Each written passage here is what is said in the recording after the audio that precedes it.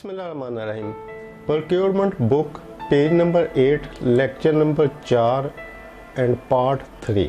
हम principle of procurement की बात कर रहे हैं। इस पे पार्ट 1 पार्ट 2 ऑलरेडी अवेलेबल है, तो पार्ट 3 में डिस्कस करते हैं। अभी स्लाइड यहाँ पर आ जाएगी कि फेयरनेस, इंटेग्रिटी और ट्रांसपेरेंसी।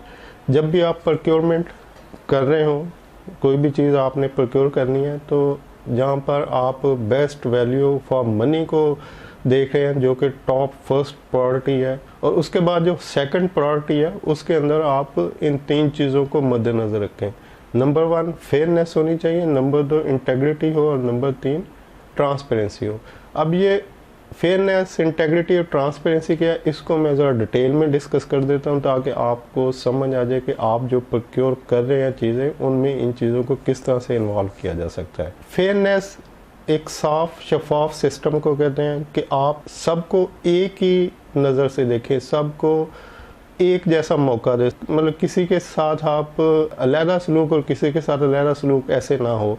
आपके जितने वेंडर हैं, जो जिन लोगों से आपने कोटेशन लिया, उनको आप एक जैसी अपॉर्चुनिटी प्रोवाइड करें। मतलब एक ऐसा साफ शफाफ सिस्टम हो, फेयर सिस्टम हो, जिसके अंदर सब आपके लिए इक्वल हो।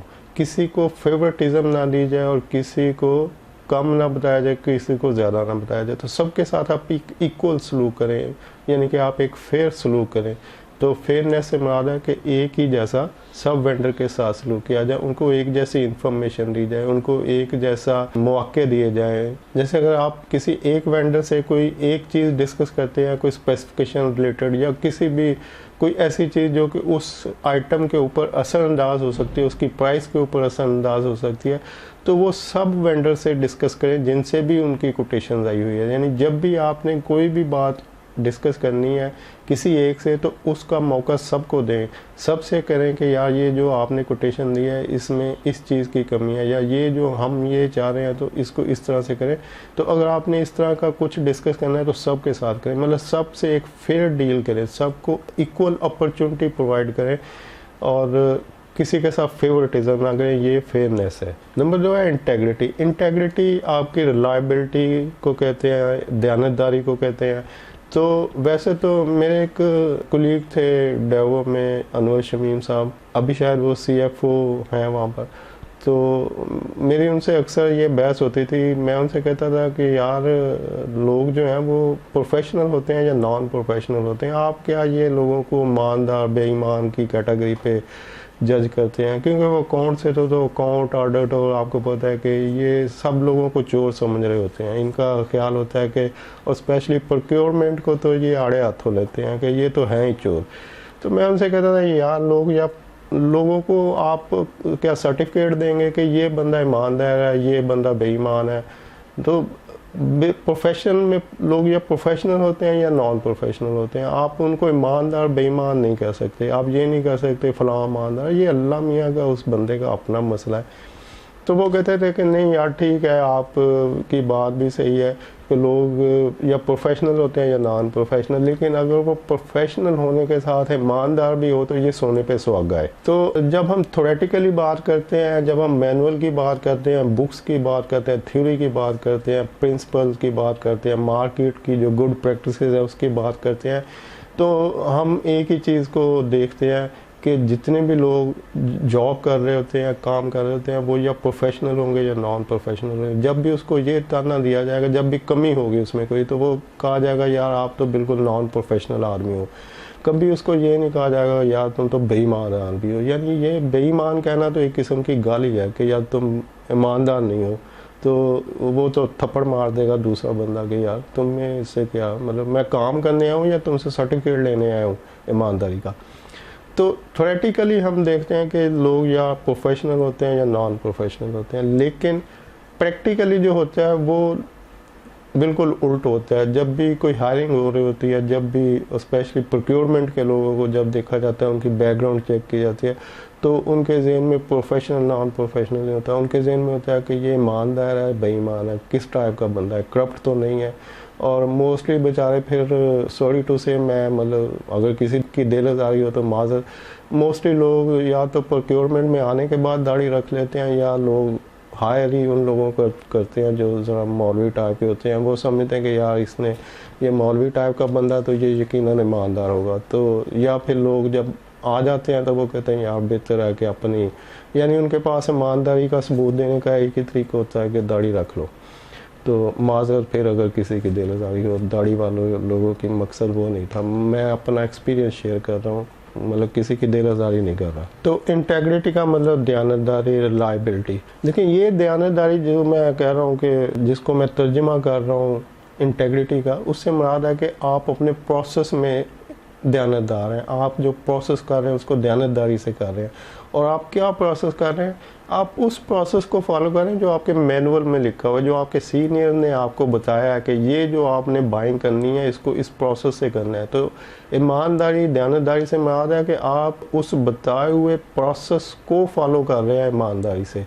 इस ईमानदारी से मुराद वो ईमानदारी नहीं है जो मैंने पहले बताई है। तो इंटेग्रिटी से मुराद है कि आपको जो प्रोसेस बताया गया कि ये चीज़ें आपने फॉलो करनी है, भाई ये मैनुअल है, इसके तहत आपने बाइंग करनी है, ये प्रोसेस है, एसओपी है, प्रोसीजर है। तो आप उस प्रोसेस को दयानतदारी से कर रहे हैं कि आप किसी को फेवरेटिज्म नहीं दे रहे। आपके प्रोसेस में अगर लिखा हुआ है कि इंफॉर्मेशन किसी को लीक नहीं करनी, जैसे कुछ आपने एक्स्ट्रा चीज़ें नहीं बतानी किसी को, तो आप वो इन्फॉर्मेशन लीक नहीं करेंगे। आप सबको इक्वल अपॉर्चुनिटी देंगे। आप किसी वेंडर को ये नहीं बताएंगे कि यार वो उसने इतनी प्राइस दे दी है तो अब देखो आपने क्या करना है, या उसकी प्राइस तो ज़्यादा है लेकिन उसकी स्पेसिफिकेशन में ये एडिशनल चीज़ है तो आपने भी अगर करनी है तो देख लो। तो ये जो है ये दयानतदारी नहीं है, यानी ये बददयानती है कि आप जो प्रोसेस जिसको आप परफॉर्म करने के लिए बैठे हुए हैं उस डिपार्टमेंट में, आपने उस प्रोसेस को दयानतदारी से परफॉर्म करना है कि ये हमारा प्रोसेस है तो हम इसको ईमानदारी से कर रहे हैं। भाई हम यहाँ तक ये प्रोफेशनलिज्म है कि हमने अपनी पूरी दयानतदारी से ये प्रोसेस जो है परफॉर्म किया है।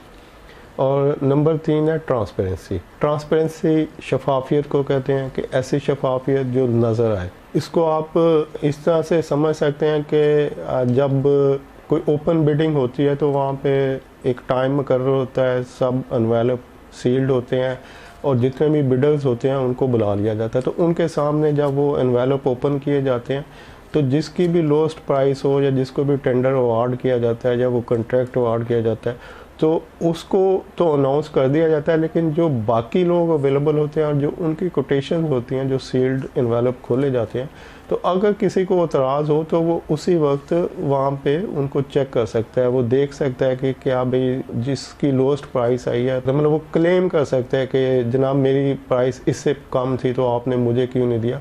तो ट्रांसपेरेंसी ये है कि आप ऑन साइट उसी वक्त उसी जगह के ऊपर जितने भी लोग अवेलेबल हैं जिन्होंने बिडिंग की हुई है उनके साथ एक फेयर डील करते हुए उनको ट्रांसपेरेंट सिस्टम को रखें कि भाई टोटल इतनी कोटेशंस आई थी, इतने ये जो लोग बैठे हैं उनकी ये कोटेशंस है, इनमें से हमने इसको सिलेक्ट किया और उस सिलेक्शन की वजह ये है जिसकी वजह से हम इनको कॉन्ट्रैक्ट दे रहे हैं। और अगर किसी को एतराज़ है तो वो अभी इसको यहाँ पर ऑडिट कर सकता है, देख सकता है या अपना एतराज़ नोट करवा सकता है। अच्छा, इस सिलसिले में कुछ बड़ी ऑर्गेनाइजेशन या अच्छी ऑर्गेनाइजेशन में एक ग्रीवेंसेस कमेटी भी होती है कि जो अगर किसी वेंडर को प्रोक्योरमेंट डिपार्टमेंट के मतलब कोई ग्रीवेंस है, कोई ऐसा शिकवा गिला शिकवा है, कोई शिकायत है, तो वो उस ग्रीवेंसेस कमेटी के पास भी अपनी शिकायत दे सकता है या मिल सकते हैं उनसे जाके कि जनाब ये मेरी डीलिंग थी या ये मैंने ऐसे किया था तो इसमें मुझे ये एतराज़ है, इन्होंने मेरे साथ ये ज़्यादती किया। तो वो ग्रीवेंसेस कमेटी जो उस ऑर्गेनाइजेशन में होगी वो फिर उस मसले को देखेगी और उसको हल करेगी और उसको एक सेटिस्फैक्ट्री रिप्लाई देगी वेंडर को, और जो भी उसमें गिल्टी होगा उसको पनिश भी कर सकती है। जैसे कि अगर प्रोक्योरमेंट का फॉल्ट हो तो वहाँ पे वो पनिश भी कर सकती है। तो इस तरह से बाइंग में, जैसे कि पिछली 2 वीडियो में आपको उनमें से एक वीडियो तो ओवरऑल एक इंट्रोडक्शन था कि प्रिंसिपल क्या है प्रोक्योरमेंट में, और दूसरी वीडियो में ये बताया था कि बेस्ट वैल्यू फॉर मनी क्या होता है, और ये 3rd वीडियो थी पार्ट 3 के फेयरनेस, इंटेग्रिटी और ट्रांसपेरेंसी क्या होती है। तो प्रोक्योरमेंट जब भी होती है उसमें टॉप प्रायोरिटी पे बेस्ट वैल्यू मनी को लिया जाता है, फिर फेयरनेस, इंटेग्रिटी और ट्रांसपेरेंसी के ऑब्जेक्टिव को कंसीडर किया जाता है। और नेक्स्ट वीडियो में हम इससे आगे चलेंगे, जो अगले 4 पॉइंट हैं उनको डिस्कस करेंगे। वीडियो देखने के लिए शुक्रिया। अल्लाह हाफिज़।